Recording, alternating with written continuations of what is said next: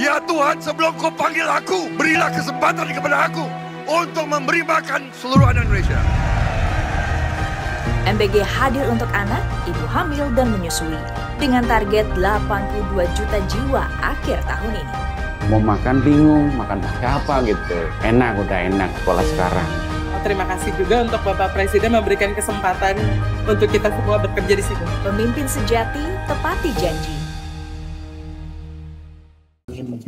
Baik, selamat siang teman-teman sekalian. Mohon maaf sudah menunggu lama. Kita akan segera memulai konferensi pers kita. Nanti akan ada narasumber kita, Deputi Bidang Sistem dan Tata Kelola BGN, Bapak Tigor Pangaribuan. Juga ada Deputi Bidang Pengawasan Pangan Olahan BPOM, Ibu Elin Herlina.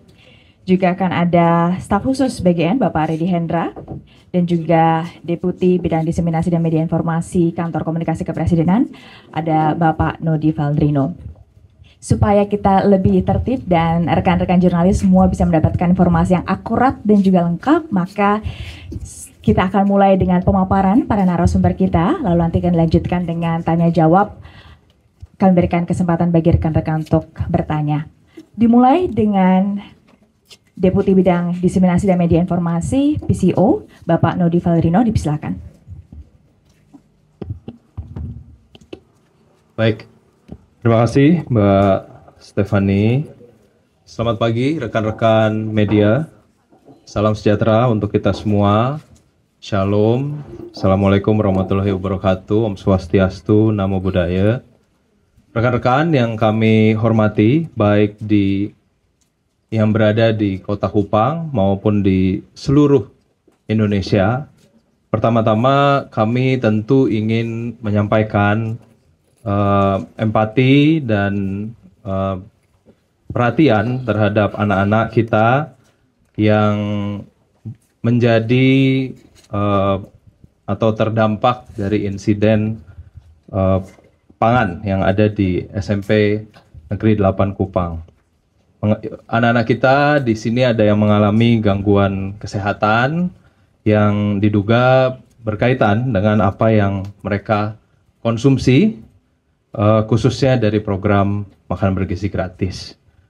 Untuk itu, kami setelah menerima laporan atas kejadian ini, pemerintah baik dari Badan Gizi Nasional, baik dari Badan POM, Dinas Kesehatan, dan baru saja kami berkoordinasi dengan pihak sekolah di SMPN 8 yang dipimpin oleh Ibu Kepala Sekolah, Ibu Roslin,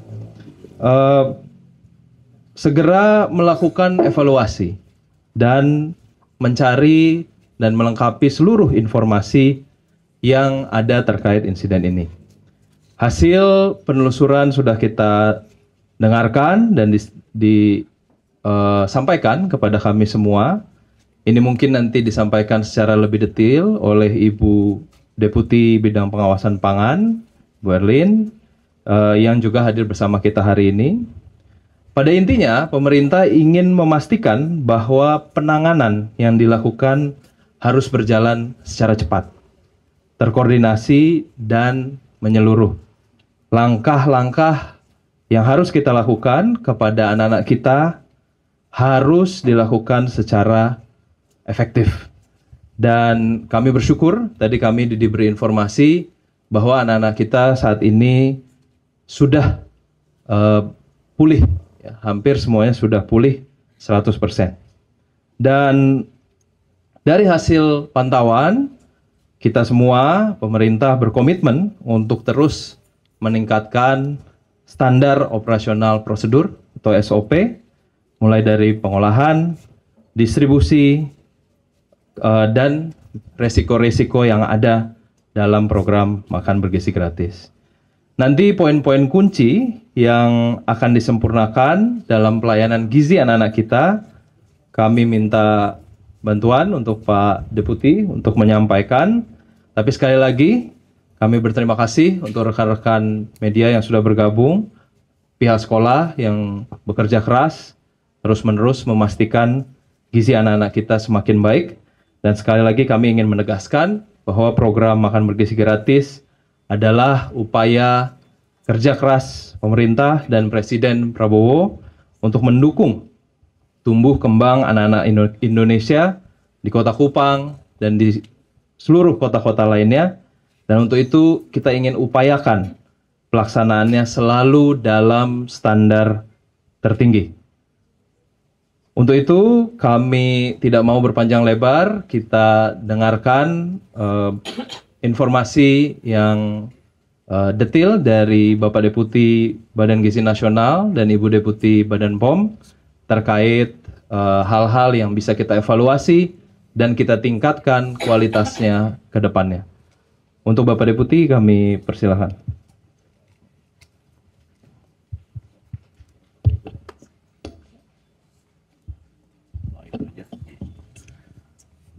Baik, terima kasih Pak Deputi. Assalamualaikum warahmatullahi wabarakatuh.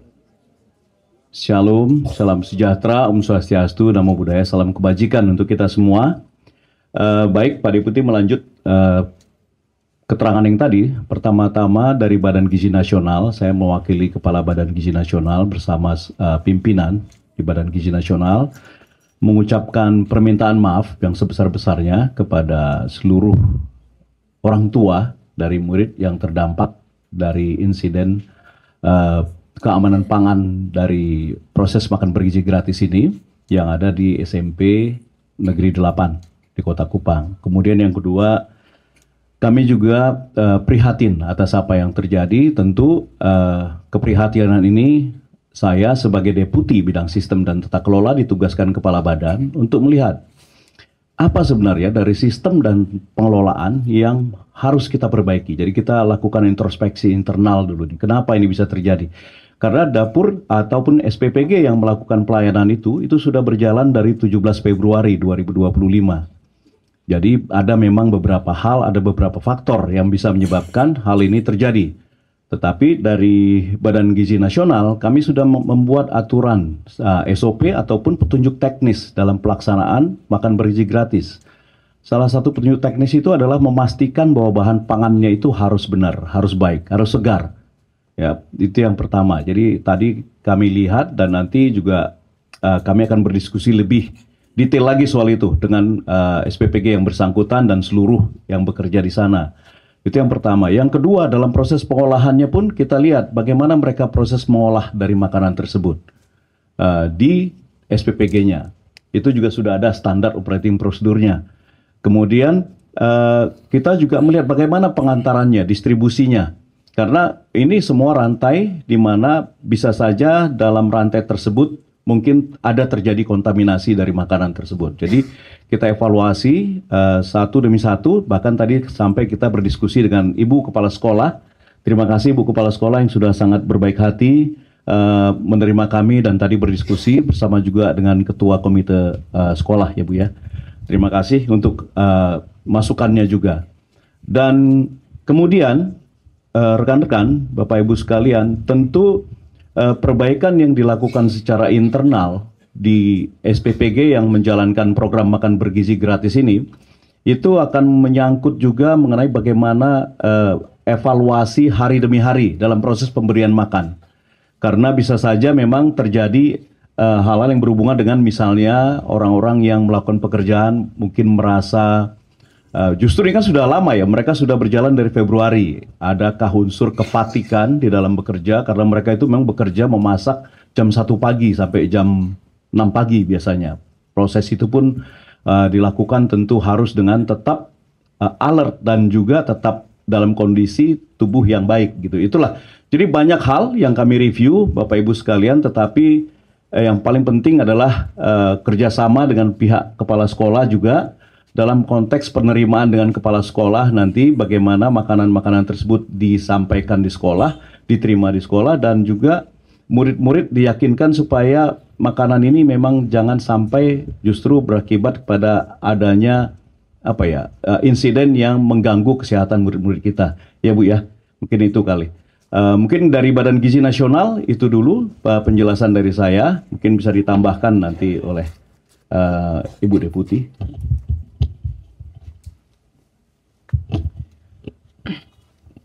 Baik, yang saya hormati rekan-rekan media, Bapak Ibu yang hadir dari pusat dan juga dari PCO dari BGN dan juga Ibu Kepala Sekolah. Kami dari Badan POM ada beberapa poin yang akan disampaikan dalam kesempatan ini. Yang pertama sama halnya dengan Pak Tigor tadi sampaikan, Pak Deputi sampaikan bahwa saya mewakili Bapak Kepala Badan POM, Pak Tarauna Ikra juga menyampaikan turut prihatin atas kejadian insiden keamanan pangan yang terjadi di Provinsi Nusa Tenggara Timur ini, dan berharap semua anak-anak yang mengalami kejadian ini segera pulih kembali, segera sehat kembali, dan juga beraktivitas kembali seperti sedia kala. Yang kedua adalah bahwa menguatkan kembali bahwa Badan POM sebagai bagian dari pemerintah, kami juga mendukung, berkomitmen untuk mendukung penuh kesuksesan program MBG. Mungkin Bapak Ibu dari media dan juga dari masyarakat paham betul bahwa tujuan dari program MBG ini sangat bagus, sangat baik untuk jangka panjang. Jadi kita melihatnya adalah ini upaya pemerintah untuk peningkatan kualitas masyarakat Indonesia, khususnya kualitas gizi, kualitas kesehatan, dan khususnya untuk anak-anak muda dan generasi muda bangsa Indonesia yang harus kita siapkan ke depan. Nah, yang terkait dengan keamanan pangan berikutnya, nah untuk MBG ini merupakan bagian dari program makanan bergizi begitu ya. Nah, aspek yang harus kita kawal bersama-sama dan merupakan hal yang krusial di samping tentunya untuk pemenuhan gizinya adalah terkait dengan aspek keamanan. Nah, untuk aspek keamanan ini kami juga sudah berdiskusi dengan berbagai pihak untuk kita harus menjaga dengan sangat ketat bagaimana higiene sanitasinya, pengendalian suhu, dan juga hal-hal lain yang akan berdampak pada keamanan dari MBG tersebut. Nah, kemudian selain itu terkait dengan penanganan mekanisme tata kelola penanganan insiden apabila terjadi di manapun ya, bukan hanya di NTT, kami Badan POM juga hadir sebagai bagian dari mekanisme tata kelola tersebut yang khususnya yang terkait dengan keamanan pangan. Dan hal penting dalam tata kelola penanganan insiden keracunan insiden keamanan pangan ini adalah tentang kolaborasi, koordinasi, dan sinergi atau KKS ya, yang baik antar pihak, baik di pusat, kemudian dengan daerah, dengan pemerintah daerah, dinas kesehatan khususnya, dan juga dari pihak penerimaan manfaat dalam hal ini sekolah-sekolah, dan juga dari SPPG-nya itu sendiri. Dan kami sepakat juga bahwa tujuan dari tata kelola penanganan insiden keamanan pangan ini terletak pada identifikasi permasalahannya, yaitu pada upaya intervensi yang dilakukan untuk melakukan perbaikan ke depan. Begitu Bapak Ibu. Jadi apabila kita mengidentifikasi hal-hal yang perlu diperbaiki, maka kita fokus kepada hal tersebut, di mana yang harus diperbaikinya, dan itu yang akan kita diskusikan, kita koordinasikan antar pihak tersebut. Baik itu di sarana pengolahannya atau di SPPG, kemudian juga di SPPG juga ada beberapa hal, termasuk juga bagaimana personelnya. Kalau SOP sudah dikelola oleh Pak Deputi ya, sudah ada SOP yang harus diacu oleh semua SPPG. Nah, kita penekanan pada higiene perorangannya, kemudian juga kepada cara pengolahan yang baiknya, cara distribusinya juga demikian, bagaimana makanan MBG yang sudah disiapkan di SPPG kemudian bisa diantarkan dengan baik ke sekolah-sekolah penerima manfaat itu. Dan kemudian yang terakhir adalah bagaimana cara mengkonsumsi pangan yang baik. Kita juga mengedukasi sekolah, mengedukasi komunitas sekolah, khususnya anak-anak, bagaimana cara makan yang baik, cara mengkonsumsi pangan yang baik.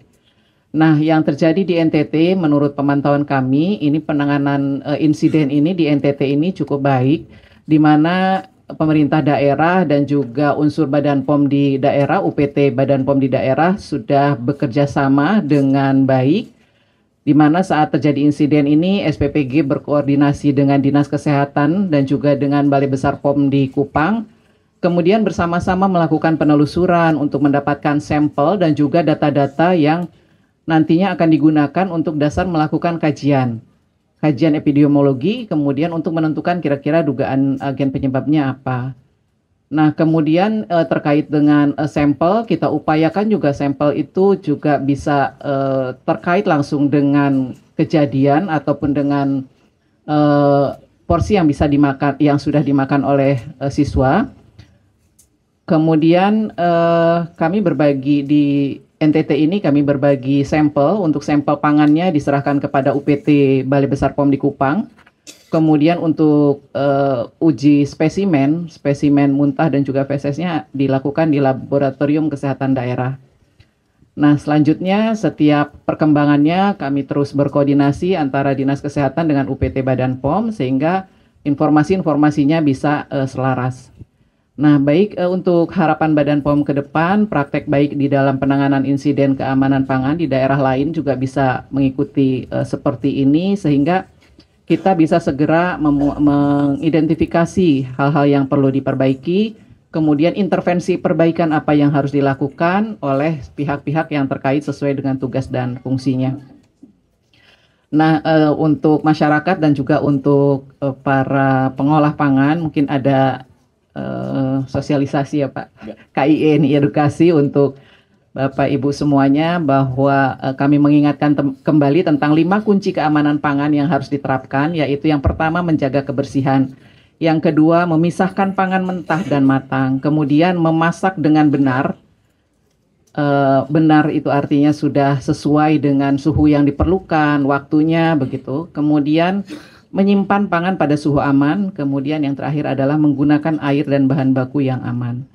Nah, yang terakhir kami sudah melaporkan hasil penelusuran yang kami lakukan ini dari Kepala Badan POM kepada Kepala BGN melalui surat tertulis yang juga memuat rekomendasi-rekomendasi perbaikan apa yang harus dilakukan khususnya di SPPG. Mungkin demikian dari kami, dari Badan POM. Terima kasih. Baik, terima kasih Bapak Ibu Deputi yang sudah menyampaikan langkah penanggulangan yang telah dilakukan dan juga komitmen untuk terus meningkatkan kualitas pelayanan pemberian gizi kepada anak-anak kita. Berikutnya kita akan mendengarkan update progres dari MBG secara nasional yang akan disampaikan oleh staf khusus BGN Mas Reddy Hendra. Disilakan. Baik. Assalamualaikum warahmatullahi wabarakatuh. Shalom, Om Swastiastu, Namo Buddhaya, salam kebajikan. Terima kasih Pak Deputi, Pak Tigor, Bu Deputi, Bu Elin, Pak Deputi, Pak Rino. Saya ingin mengupdate terkait dengan perkembangan program makan bergizi gratis yang saat ini dilaksanakan oleh Badan Gizi Nasional. Di Provinsi NTT ada sekitar 50 satuan pelayanan pemenuhan gizi yang sudah beroperasi dan melayani sekitar 143.000. Dari target di seluruh NTT itu 585 satuan pelayanan pemenuhan gizi. Hari ini baru tercapai sekitar 9% ya, kurang lebih. Kemudian dari tingkat nasional yang sudah beroperasi hari ini totalnya ada 2.900 satuan pelayanan pemenuhan gizi, melayani kurang lebih sekitar 8 juta ya, kurang lebih 8 juta penerima manfaat dari siswa, kemudian juga penerima manfaat lainnya, ibu hamil, ibu menyusui, dan balita. Dalam konteks pelaksanaan program makan bergizi gratis, tentu di dalam beberapa konferensi pers yang kami lakukan masih banyak kekurangan, ya. Perlu masukan dari Bapak Ibu sekalian, dari seluruh masyarakat, lapisan masyarakat, baik itu orang tua, kemudian guru, kemudian juga siswa, teman-teman media juga. Tentu karena ini program yang baru dilaksanakan dalam pemerintahan ini, banyak sekali kekurangan dan kami sangat menanti masukan, menanti kritik ya. Kami tidak anti kritik, tidak anti masukan. Semua masukan, semua evaluasi langsung kami tindak lanjuti, termasuk kejadian yang ada di Kupang ini. Kami langsung melakukan evaluasi, tadi disampaikan oleh Pak Deputi, juga teguran, peringatan atas kelalaian yang terjadi begitu ya. Kami juga sudah melakukan perbaikan dan pengetatan dari sisi SOP. Bapak Ibu sekalian, juga di dalam program pelaksanaan program makan bergizi gratis ini, kami sangat-sangat terbuka ya, terbuka tadi dari informasi yang masuk ke kami ya, terutama terkait dengan menu. Di dalam platform media sosial kami membuka pelaporan. Jadi kalau misalnya menu hari ini apa kurang baik dan lain sebagainya, itu sangat dinanti sama kita, sehingga itu akan menjadi masukan bagi SPPG terkait yang melayani sekolah-sekolah yang dilayani oleh SPPG tersebut. Jadi itu sangat kami nantikan dari Bapak Ibu sekalian. Mudah-mudahan ke depan program ini akan semakin baik lagi ya, karena memang tujuan Pak Presiden menyelenggarakan program ini sangat-sangat mulia. Program ini sudah dilakukan di ratusan negara. Kita baru melakukan kurang dari 1 tahun, dan program ini juga dilakukan di negara-negara bukan hanya negara berkembang, tetapi negara-negara maju. Jadi mudah-mudahan program ini ya akan terus bisa memberikan manfaat bagi seluruh penerima manfaat. Demikian, terima kasih dari saya. Mungkin silakan Mbak Stefani. Terima kasih Mas Redi. Berikutnya kita akan buka sesi tanya jawab. Mohon berkenan untuk angkat tangan terlebih dahulu, sebutkan nama, asal media, pertanyaan kepada siapa, dan apa pertanyaannya. Silakan, Mas. Ibu, saya Putra dari IDN Times. Saya mau tanya, yang Ibu sampaikan kalau itu masih bakteri umum, bakterinya masih bakteri umum, ya. belum diketahui bakteri jelasnya apa. Sedangkan di lapangan, Bu, ada beberapa siswa yang kami temui juga, mereka muntaber itu darah. Kalau dari hasil rumah sakit bisa dibandingkan dengan hasil dari Balai POM, kan bisa tahu penyakitnya apa sebenarnya, penyebabnya apa. Kenapa hasilnya begini lama dari tanggal 21 Juli sampai sekarang uji labnya. Terus Ibu, saya mau tanya, ini juga ada beberapa catatan sebenarnya. Terus kasus, kan tadi Pak dari BGN sampaikan kalau ada nanti teguran ya untuk SPPG. Itu hanya sebatas teguran atau sanksi seperti apa Pak? Karena ini menyangkut nyawa Pak. Ini sakitnya bukan sakit main-main. Mereka berhari, mereka masuk sekolah, terus mereka sakit lagi, muntah darah lagi. Itu. Lalu bukan kasus di Kota Kupang, yang terjadi juga di Sumba. Bagaimana penanganan di Sumba? Apakah sudah ada penelitian ke sana atau bagaimana? Terus anak-anak yang menderita ini, mereka memang sudah ditanggung oleh rumah sakit daerah, pemerintah daerah untuk proses pemeriksaan kesehatannya. Kompensasi dari BGN itu apa, Pak? Kalau mereka ada apa-apa selanjutnya, mereka kedepannya mereka punya kesehatan berlanjutan seperti apa? Terus satu lagi, untuk jaminan bagi sekolah untuk mendistribusikan MBG untuk lebih aman. Karena ada beberapa sekolah setelah pasca kejadian ini, murid-murid, guru itu mereka seperti demo Pak, Ibu. Mereka tidak mau membagikan MBG, mungkin karena mereka trauma juga. Jaminan ke depan, Ibu. Karena ini sudah 2 kabupaten yang kena. Bagaimana jaminan ke depan supaya sekolah ini lebih aman? Jangan nanti sekolah yang dikesalahkan. Orang-orang terus sempat datang ke sekolah ini terus marah-marah ke ibu kepala sekolah. Terus kita ke SPPG semua diam, tidak mau kasih komentar. Orang tua juga tidak tahu marah ke SPPG, semuanya tutup pagar. Semuanya lemparkan ke sekolah. Kira-kira nanti di sini siapa yang bertanggung jawab? Kalau ada yang bertaruhan nyawa di sini, apakah SPPG yang bertanggung jawab atau BGN yang bertanggung jawab? Kira-kira begitu Pak. Terima kasih pertanyaannya. Silakan Pak Deputi. Yang panjang dulu soalnya. Ya, baik. Terima kasih Pak. Siapa tadi namanya? Pak Putra. Baik, terima kasih pertanyaan. Jadi apa sanksi yang akan diberikan? Jadi ada tentu sanksi bisa diberikan setelah didapatkan seperti tadi ya, data yang kita bilang itu Bu Deputi namanya confirm ya. Confirm itu apa penyebabnya. Kemudian dari data itu seperti misalnya yang terjadi di Bogor itu confirm ya apa penyebabnya, maka SPPG tersebut dihentikan dulu 1 bulan. Menghentikan SPPG 1 bulan, diinvestigasi seluruhnya, dan itu bisa sampai kepada pergantian personel yang ada di dalamnya. Kalau berdampak kepada kita ya, internal, itu yang terjadi. Kemudian yang kedua, apa kompensasi yang akan diberikan oleh BGN? Apakah BGN ikut bertanggung jawab? Tadi juga saya tanya kepada Ibu Kepala Sekolah, bagaimana kondisi anak-anak sekarang, kondisi orang tua juga.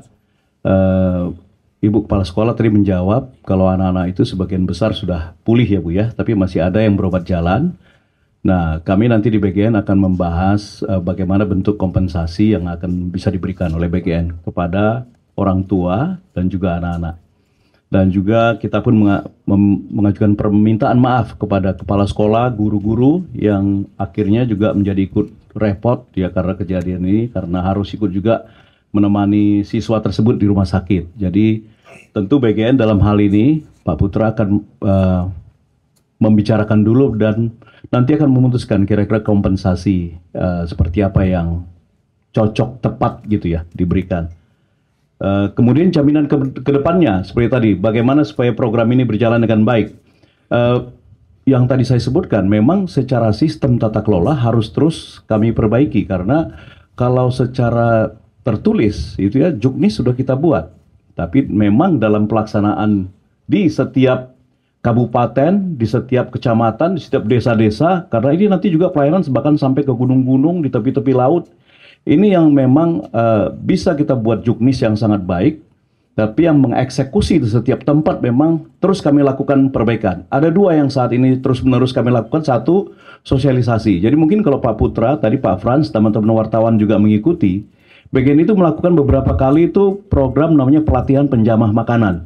Kita latih mereka bersama dengan Dinkes ya Bu ya. Dan mungkin dari timnya Ibu Deputi juga, BPOM juga hadir.